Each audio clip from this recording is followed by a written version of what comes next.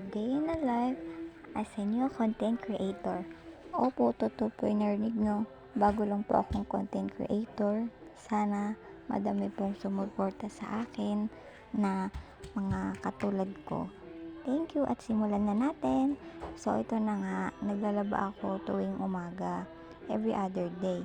And pagkatapos ko maglaba, pinapaliguan ko naman si Baby Zia.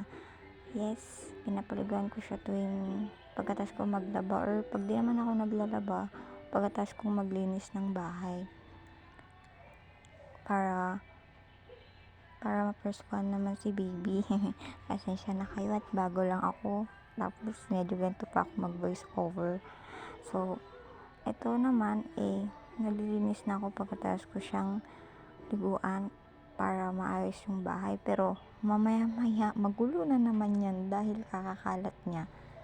Pero ayos lang dahil anak ko naman at ganito naman talagang normal na buhay bilang isang ina at may pamilya. Pagkatapos ko maglinis, magluluto naman ako ng aming pagkain namin dalawa. So ito lang ang aking buhay araw-araw.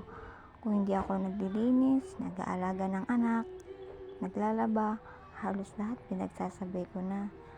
Kaya sana sa may mga asawa dyan, alagaan yung asawa nyo. Yun lang, salamat.